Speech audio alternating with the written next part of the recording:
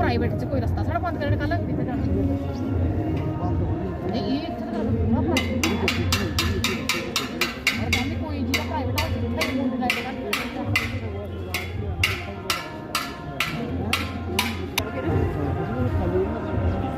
अगर पिलियां तुझे ਸਰਕਾਰ ਆ ਉਹ ਤਾਂ ਪਤਾ ਲੱਗੇ दो कनाल 16 मिल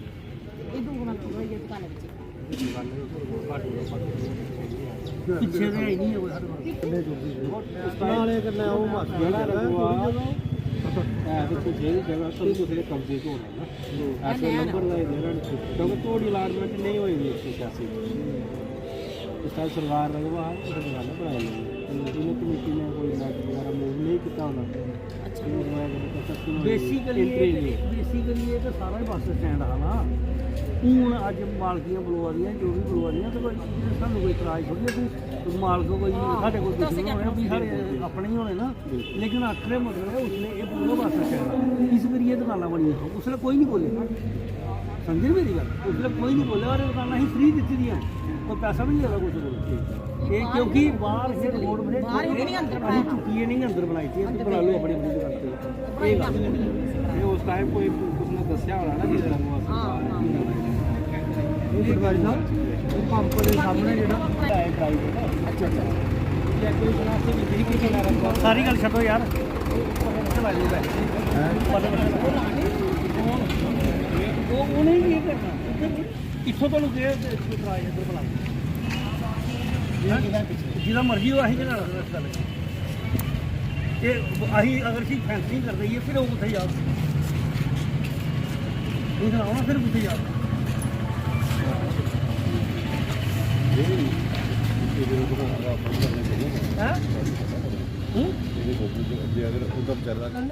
ਇੱਥੋਂ ਕਰੋ ਸ਼ੁਰੂ ਇੱਥੋਂ ਲਈ ਜਾਂਦਾ ਤਾਂ ਕਿੰਨੀਆਂ ਦੁਕਾਨਾਂ ਬੰਦੀਆਂ 50 ਲੱਖ ਸਾਡੇ ਕੋਲ ਸਾਰਾ ਟੋਟਲ ਪਿਆ ਲਿਟੀਗੇਸ਼ਨ ਹੋ ਜਾਣੀ ਕਾਹਦੀ ਲਿਟੀਗੇਸ਼ਨ ਕਿਉਂਕਿ ਉਹਨਾਂ ਮੈਂ ਦੁਕਾਨਾਂ ਬਣਾ ਲਈ ਉਹਨਾਂ ਨੇ ਕੱਲ ਕੋਡ ਵੀ ਮੇਰੀ ਗੱਲ ਨਹੀਂ ਸਮਝੋ ਤੁਸੀਂ ਅਸੀਂ ਸੁਣੋ ਨਾ ਤੁਸੀਂ ਅਸੀਂ ਰਸਤਾ ਹੀ ਦੇ ਦੇਣਾ ਵਧੀਆ ਕਰੀਏ ਜੋ ਬਣੇਗਾ ਮਗਰ ਲਿਟੀਗੇਸ਼ਨ ਹੋ ਜਾਣੀ ਕੰਮ ਨਹੀਂ ਕਰ ਦੋਗੇ ਇਹ ਸਭ ਠੀਕ ਆ ਕਿ ਤੁਸੀਂ ਕੀ ਚਾਹੁੰਦੇ ਹੋ ਕਿ ਮਤਲਬ ਕਿ ਨਹੀਂ ਬਣਨੀ ਚਾਹੀਦੀਆਂ ਆਹ ਚਾਹੁੰਦੇ ਕਿ ਉੱਥੇ ਬਣਾਓ ਜਿੱਥੇ ਲਿਟੀਗੇਸ਼ਨ ਹੋਇਆ ਆਪਦਾ ਕੰਮ ਬਣਾ ਕੇ ਤਾਂ ਫਿਰ ਇੱਕ ਕੰਮ ਕਰੋ ਛੱਡੋ ਗੱਲ ਫਿਰ ਸਾਰੀ ਜਿਹੜੀਆਂ ਇੰਦੀਆਂ ਦੁਕਾਨਾਂ ਨੇ ਸਾਰੀਆਂ ਲੈਂਟਰ ਸ਼ੈਂਟਰ ਪੁੱਟੋ ਡਬਲ ਕਰ ਦਿਓ ਉਹਦੇ ਉੱਪਰ ਬਣਾਓ ਉੱਪਰ ਬਣਾ ਲਓ ਨਹੀਂ ਉਹ ਵੀ ਡਬਲ ਸਾਈਡ ਤੇ ਕੋਈ ਸਕਦੀ ਥੋੜੀ ਨਹੀਂ ਥੋੜੀ 4 ਫੁੱਟ ਥੋੜੀ ਇਸ਼ੂ ਉਰੇ ਕਰ ਲੈਣਾ ਨਾ 4 ਫੁੱਟ ਜਗ੍ਹਾ ਸਾਰੀ ਹੈ ਸਮਝ ਮੇਰੀ ਗੱਲ ਸੁਣੋ ਇਹ 4 ਨਹੀਂ ਹੈ ਕੋਈ 6 7 7 8 ਫੁੱਟ ਜਗ੍ਹਾ कर भाई 4 फुट ही उड़ा हुई है ਇਹ ਕੀ ਚੀਜ਼ ਹੈ फिर उधर ले हुई है ਸਾਡਾ ਹੀ ਹੈ ਸਾਰੇ ਸਾਰੇ ਕੰਮਾਂ ਤੋਂ ਜਿਹੜੇ ਸਪਾਨਾ ਲਾ ਉਹਨਾਂ ਨੇ ਕੰਮ ਪਹਿਲੇ ਡਿਪੂ ਹੁੰਦਾ ਹੈ ਤੇ ਆਰਟੀਸੀ ਦਾ ਦਫ਼ਤਰ ਹੁੰਦਾ ਨਾਲਾ ਮਾਲਾ ਤਾਂ ਛੱਡਦਾ ਹੁੰਦਾ ਇਕੱਲੇ ਫਸੀ ਜਾ ਕੁਝ ਤਾਂ ਲੋਕ ਤੰਗ ਹੀ सब गला ਉਹਦਾ ਹੀ ਇੱਕੋ ਇਲਾਜ ਹੈ ਜੀ ਜਿਹੜੀ ਉਹਦੇ ਦੁਕਾਨਾਂ ਹੈ ਨਾ ਜਿਹੜੀਆਂ ਇਹਦੇ ਲੈਂਟਰ ਤੋੜੀਏ ਯਾਨੀ ਕਿ ਥੋੜ੍ਹੀਆਂ ਉੱਚੀਆਂ ਕਰੀਏ ਲੈਂਟਰ ਪਾ ਉਹਦੇ ਉੱਪਰ ਦੁਕਾਨਾਂ ਬਣਾਏ ਇਹਨਾਂ ਕੀ ਰੱਖਿਆ ਸਾਨੂੰ ਨਾ ਵਾਸਤੇ ਜੋ ਆਹ ਤੂੰ ਤੁਹਾਡੇ ਕੋਲ ਵੀ ਉਸ ਦਿਨ ਗਿਆ ਨਾ ਤੁਸੀਂ ਆਖਿਆ 6 ਦਿਨ ਦੇ ਬਾਅਦ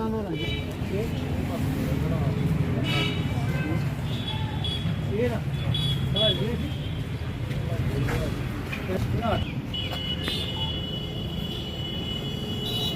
ਇਹ ਸਾਰੀ ਜਗ੍ਹਾ ਹੈ ਬਰਬਾਦ ਹੋ ਗਿਆ कोई खबर है ਅੰਦਰ ਵੱਡੇ ਵੱਡੇ ਬੂਟੇ ਨੇ ਸਰ ਆਰਟੀਸੀ ਸਕੂਲ ਹੁੰਦੀ ਕਿਸੇ ਲਾਓ ਕੰਮ ਸ਼ਾਮ ਜੀ ਤੇ ਪਾਣੀ ਨੇ ਉਹਦੇ ਵਿੱਚ ਹੀ ਹੈ ਕਰੋ ਇਸੇ ਪੂਰਾ ਇਹ ਵੱਡਾ ਸ਼ਟਰ ਲਾਈਏ ਫਸਟ ਕਲਾਸ ਕਰੀਏ ਫਿਰ ਹਾਂ ਗਾਂਧੀ ਪੇ ਦਾ ਆਫਿਸ ਹੁੰਦਾ ਸਭ ਕੁਝ ਠੀਕ ਹੈ ਬਿਲਕੁਲ ਬਿਲਕੁਲ ये डाला होगा आप तो पीछे किसी किसी ब्लॉक करके ਇਹਦੇ ਪਰ ਛੜੀ ਇੱਕੋ ਤਾਰ ਮੇਰੀ ਹੈ लैब्स के लिए कोई सिस्टम होना चाहिए ना पैसा इकट्ठे इकट्ठे सरकारी पाया ਠੀਕ ਆ ਇੱਕ ਬਿਜਲੀ ਵਾਲੇ ਚਿੱਠੀ ਲਿਖੀ ਹੈ ਤੇ ਟਰਾਂਸਫਾਰਮਰ ਸਾਈਡ ਤੇ ਸੁਣੋ ਮੇਰੀ यार ਇਹ ਬਿਜਲੀ ਵਾਲਾ ਟਰਾਂਸਫਾਰਮਰ ਇਹ ਪ੍ਰਾਈਵੇਟ ਟਰਾਂਸਫਾਰਮਰ ਹੈ ਇਹਦੇ ਸਾਡਾ ਕੋਈ ਲੈਣਾ ਦੇਣਾ ਨਹੀਂ ਹੈ ਸਾਡੀ ਜਗ੍ਹਾ 'ਚ ਹੈ ਇਸ ਕਰੀ ਅਸੀਂ ਇਹਨੇ ਆਖਣਾ ਆਪਣਾ ਸ਼ਿਫਟ ਕਰੋ ਚਾਹੇ ਕੋਠੇ ਬਣਾਓ ਚਾਹੇ ਜਿੱਥੇ ਮਰਜ਼ੀ ਲਓ ਇੱਕੋ ਬੰਦੇ ਦਾ ਇਹ ਸਾਰਾ ਸਿਸਟਮ ਹੈ ਤਾਂ ਸਮਝੀ ਨਹੀਂ ਇਹਦਾ ਕਰੋ ਜੀ ਗੱਲ ਕਰੋ ਇਹ 50 ਲੱਖ ਦੀ ये इसी भी देख लियो ये नाला भी आ जाए ਇਹਦੇ ਵਿੱਚ इसी में कवर करके ना पूरा ਨਹੀਂ इसी बंद ही कर लाते ना ਨਾਲਾ ਸਾਫ ਸੂਫ ਕਰਾਈਏ ਤੇ ਪਿਛਲਾ ਕਿਹਦਾ ਕੀ ਕਰਨਾ नाला नाले की जगह है नाला नहीं बंद करना बंद ही कर सकते क्योंकि नाले underground करना हो जाएगा। सारा शहर ही फैलेगा फिर पानी अंडरग्राउंड ही जाना ਤੁਸੀਂ ਨਾਲੇ ਕਿੱਥੇ ਬਣਾਉਣਾ ਜੀ ये नाला है इसको थ्रू आ के पानी ਨਹੀਂ ਉਹ ਇੱਧਰ ਆਉਣਾ ਪਾਣੀ उधर भी कटेगा ਬਾਹਰ ਹੈ ਪਾਣੀ ਇਹਦਾ ਪਾਣੀ ਨੂੰ ਹੈ ਇੱਧਰ ਕੁਝ ਨਹੀਂ ਹੈ ਨਾ ਉਹ ਪਾਣੀ ਸਾਰਾ ਬਾਹਰ ਹੈ ਉਧਰੋਂ ਬਾਹਰੋਂ ਬਾਹਰ ਵਿੱਚ ਲੈ ਲਓ ਇਹ ਇੰਨੇ ਵੇਸਟ ਹੈ ਸਾਡਾ ਕੰਮ ਠੀਕ ਹੈ ये मतलब ये वेस्ट है ਇਹ ਵੇਸਟ ਹੈ ਨਾਲਾ ਇਹਦਾ ਕੋਈ ਪਾਣੀ ਨਹੀਂ जब अपनी खाते ਹਾਂ ਯੂਜ਼ ਕਰੀ ਸਕਦੇ ਹਾਂ ਬਿਲਕੁਲ ਸਰ ये पानी आंदा केड़ा भला जरा ਜਿਹੜੇ ਕੋਠੇ ਪਰ ਜਿਹੜਾ ਕਰਨਾ ਤੁਸੀਂ ਕਿਨਾਰਾ ਨਾਲਾ ਛੱਡੀਏ ਕਿਨਾਰਾ ਆਪਣਾ ਬਣਾ ਲਿਓ ਕਿਉਂਕਿ ਜਿਹੜਾ ਉਹ ਬਣੂਗਾ ਉਹਦੀ ਵੀ ਤਾਂ ਕੋਈ ਪਾਈਪ ਹੋਣੀ ਹੈ ਆਪਾਂ ਥੋੜੀ ਚਲੀਏ ਸਾਈਡ ਤੇ ਠੀਕ है ये करो अब गल करो ये बात ठीक है वार्ड 10 का क्या कुछ देखा है और क्या कुछ नया बनाने की योजना जो है हमारे पास पहले शॉपिंग कम्प्लेक्स के पैसे आए थे लेकिन हम ये नहीं चाहते कि हमारे जो पुराने दुकानदार हैं बेचारे उनका कोई नुकसान हो नहीं तो हमारा शॉपिंग कम्प्लेक्स बीच में बन रहा था सेंटर में लेकिन ये जो दुकानदार हैं सारे के सारे बेचारे उसी दुकानों में बैठे हुए हैं बड़ी गाड़ियाँ आती हैं किसी का पंचर लगता है किसी के स्पेयर पार्ट पड़ता है किसी का कुछ पड़ता है तो इसीलिए हमने सोचा कि नहीं किसी की रोजी रोटी हम छीन नहीं सकते और ना हम छीनेंगे दूसरी बात यह है कि हमारे पास 50 लाख रुपया जो एडवांस आया हुआ था हम सोचे वो 50 लाख रुपये ये जो हम अपने जगह देखी है यहाँ पे हम एक फर्स्ट क्लास हॉल बनाएंगे हॉल बनाएंगे यहाँ 2 दुकानें आगे 2 दुकानें पीछे करके ऐसा करेंगे उसके ऊपर भी बनाएंगे अगर हमारे पास पैसे बचेंगे तो फिर वो हम जैसे सेल करते हैं ऑक्शन करते हैं वो हम करते हैं। सर जो शॉपिंग कम्प्लेक्स मुखर्जी चौक पे आया था क्या उसका भी कुछ काम कुम लगाया जाएगा या और नए ढांचे जो हैं वो तैयार किए जाएंगे कौन सा आया था मुखर्जी जो मुखर्जी चौक पे बनना था उसका भी कोई काम शुरू होगा आगे जब वो वैसा ही रहेगा अभी वो काम शुरू है हो जाएगा 2-4 दिन में शुरू हो जाएगा वो नीचे वाला वो शुरू हो जाएगा हमने 5 दुकानें दी हुई हैं उसकी पेमेंट आने वाली है हमने नोटिस उनको भेजा है कि जल्दी से जल्दी पैसे दो ताकि हम बाकी काम कर सकें। शहर भर में कई जगह अतिक्रमण जो है वो किया जा रहा है चाहे आप कैप्टन चौक से शेदी चौक की तरफ चले जाएं या वार्डों के बीच में चले जाएं तो देखो क्या सबसे बड़ी बात यह है कि जो पीछे हुआ है उसको मैंने देखना नहीं है जो आगे होगा उसको देखेंगे आगे हम करने नहीं देंगे पीछे वाले को हम रोकेंगे नहीं। अब कोई मुझे ये कहेगा कि किसी गरीब आदमी ने लैंडर डाला हुआ है वो बिना अतिक्रमण है अगर अतिक्रमण है तो पीछे 4 साल किसी और ने काटे पीछे भी सीओ रहे पीछे भी सारे बंदे रहे अब उनको तो मैं छेड़ूंगा नहीं मैं उनके साथ बात करूंगा जो नया बनाने वाले हैं उनको कहेंगे कि आप अपना नक्शा पास करवाएं या आप अपनी जितनी लेन या ड्रेन या जो मतलब रोड है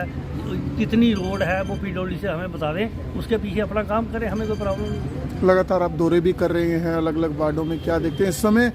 मुख्य समस्या क्या है लोगों को? मुख्य समस्या है सबसे बड़ी हमारी की जो सफाई है सफाई की बड़ी परेशानी है पीछे इन्होंने सफाई कर्मचारियों ने हड़ताल की थी अब चलो उन्होंने बंद कर दी है